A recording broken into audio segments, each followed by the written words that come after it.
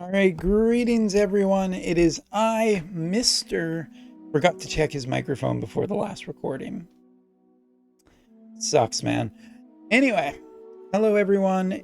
Coming off of a Sony event and a Nintendo event and finding stuff to enjoy in both of them, I'm a little tired today, but we're still going to bring you the Wotv news. And before we get into the Wotv news and talking about JP and Global, a couple things. First of all, don't forget this weekend is the Tokyo Game Show Wotv showing. It's not even just Square Enix, it's actually going to be the Wotv show. I expect there to be a new character announcement since JP got Ibara as well as the new vision card in a single week, leaving a week open and another story being hot off the presses.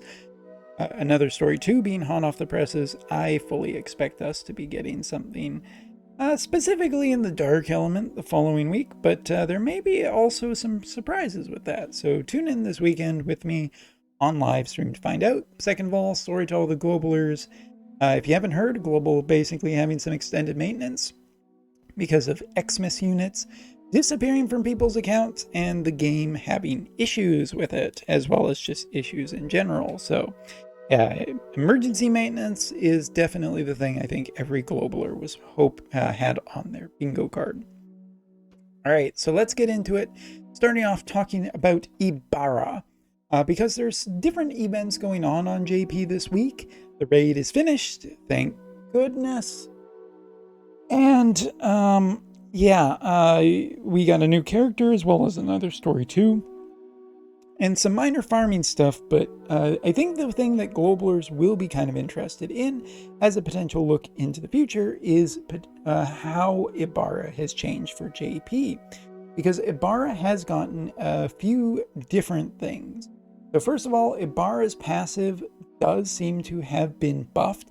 No longer just gives human killer, and as far as I know, none of this stuff, all of this stuff is new. So not just human killer, now also giving magic resistance penetration as well, which is a pretty big upgrade for her. The exact values are available on Wotv Calc, and just scrolling over real fast. Seems to be 40, which is pretty big. That's a pretty big upgrade for the character. Next up, as for Ibara's weapon, you can see the stats here. I'll let you pause if you want to take a closer look. The weapon now also has a bonus when the HP is below 70%. Not only is she getting magic attack up, she's also getting more magic human killer up as well. A pretty big boost for her weapon as opposed to her global counterpart. And last but not least, her TMR has been increased from 1 use to 2 uses. Other than that, I haven't scoped out any other extra buffs for her, but I don't think she really needs it. She seems to be pretty damn good overall. And for the JP build, here are the resistances and everything for people to look at. And something of note that is interesting for JP as well, she is running the new 90 cost Esper and vision card, as well as her own vision card, which tops out, and this one I have not done the comparison on, but it doesn't matter. I still think the vision card's overall pretty good and interesting, even as a job vision card as opposed to an elemental vision card. HP 355, Magic 152, and Agility of 3, and I think over time this vision card will appreciate more. As for party effects, total of 24% for missile resistance, 20% for HP increase, human killer of 25%, and for unit effects, getting a total of 10% for magic and 10% for AoE resistance. Vision card is pretty damn good. Would like to pull it, but gonna wait and see what we're getting next week before I commit any more resources. But yes, that is a brief but effective and efficient look at JP Ibara and everything to do with her. Now, we are going to bring her into the next mission because one of the things that I want to show off is to do with another story, and not to do specifically with the fact that another story is available on JP, like part 2 or chapter 2 or whatever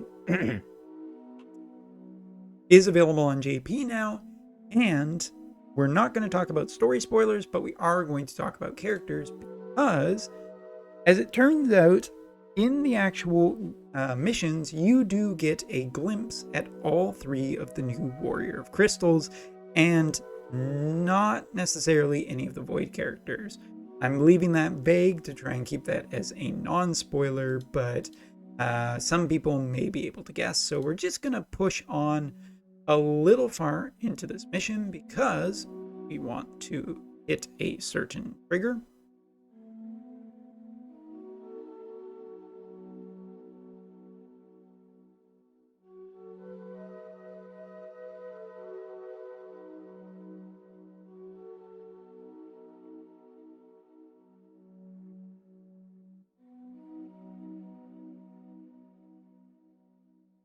All right, and now we're going to take off the auto because this will spawn in the characters. And we're going to be going from characters that I think are the least likely to remain the same to most likely to remain the same. So first off is Rurugia, the Warrior of Crystal of Earth.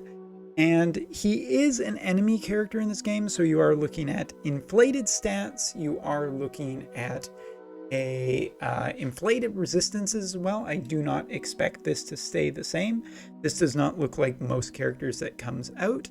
As for resistances, this might be more accurate, but again, Rurugia feels like the character that will be coming out last, and that does make me generally think that also he's probably the most likely to change of the 3. Also, before we get too far, and the jobs that you are seeing in the top left hand here are very clearly placeholders for their main jobs. And while they may generally give you an idea of what their main class will be like, as all Warrior of Crystals have exclusive main classes, take it with a grain of salt going forward, but you can expect this guy to be physical gunner, is I think the big takeaway here. Does seem to have a nice amount of HP. I do expect that is inflated. Attack seems pretty reasonable for a 60 level character though, and the rest of the stats. Other than that, he is 3 move, 1 jump. That is probably pretty accurate, as we're about to look at another character that kind of shows that it is going to be, might be a little bit set in stone, and a little bit reasonable in terms of an expectation. But Rurugia, definitely a character that I think is the furthest out and most likely change. So next up is Perene, and I know it's called Perene on the video, but I am just going to call her Perene because it's cuter. All right, if you don't like that, then no, screw you. No, that's a little harsh. But Perene, definitely my favorites. I always love blue-haired characters, so here we go. And taking a look at this character, this looks much more reasonable to a character that would be released. 50%, 50%, 10% is usually what we see for base resistances here.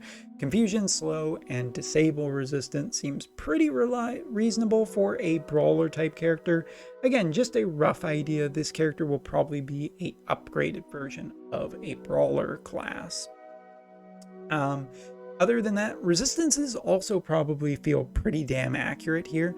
15% magic resistance, neutral on strike, and positive resistances on the rest probably feel pretty close to her natural resistance end up with, and I'm all for it. Mage being a weakness does give her a little bit of counterplay against, but Celeste can definitely cover this character. And in terms of shooting resistance and piercing resistance and just sword resistance, all good things to have.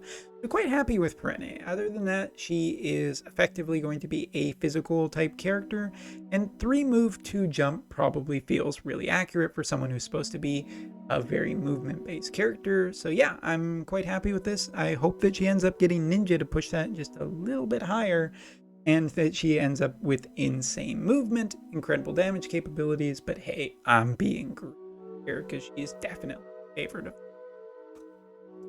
And last but not least, this is going to be the surprise for a lot of people. That character is not holding a spear. Say hello to Rafu, who is a mace wielding character. I was correct when I saw it on screen. She is effectively right now classed as a energy, or sorry, not an energist, but a Kotodama or messenger style class character. And this will probably be pretty close to what her main job will be. It could change to a spear, but I'm going to say that it's pretty unlikely. Her stats, her faith, especially in lower ones, she actually ends up having higher faith in earlier missions than currently. But the fact that the other two characters are physical based characters and don't have an actual faith stat where this does, I think is pretty telling. And also the AP start, regardless of job, I think this character is going to be a mage based character, so a dark elemental mage.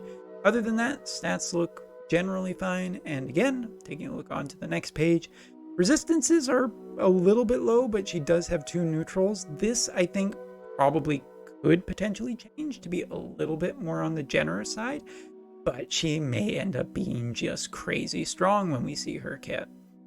Silence, resistance, disable, and confuse also are pretty good for a mage. So I'm going to generally say that this is probably pretty accurate to what she will end up finally being like. How she competes against Dark Fina or slash Majin Fina, I honestly think that she will heavily compete against it. Warrior of Crystals are very rarely disappointments, especially in the DPS classes when they first come out. I'm going to say this is just probably going to be a great character in a great element. So yeah, other than that, there is a little bit to do with the slime, but I might save that for its own video. So let me know what you think about all of this, specifically the Ibara changes as well as the Warrior of Crystal stuff. Do you think it's accurate? Do you think it's complete horseshit? Try and be, polite in the comment section, as I bruise easily each. But no, seriously, it's looking to be a pretty cool another story. Having played through it already, I can say that I am a big fan of the general feel of the story and everything. It's pretty fun, and I look forward to seeing more as the months roll on. And as for the people who stayed to the end of this, guess what? Global's not the only one with bugs. I would like to introduce you to a JP bug that is currently going around and is kind of funny. So here we go. We got a summoning, and what the hell has happened? Up here we have the Twitter tag of the person who captured this, but for all of you who have ever wondered where the summoning thing takes place, here you go. And this is what happens when the reality breaks. I don't really have words to describe this other than it's just kind of a little bit surprising that this is where the summoning takes place. But yeah, one more time for you. You've never seen anything like it, and hopefully we'll never like it again. So yeah, thanks so much for watching. Hope you enjoyed it, and take care. See you next time. Tokyo Game Show live stream on Saturday.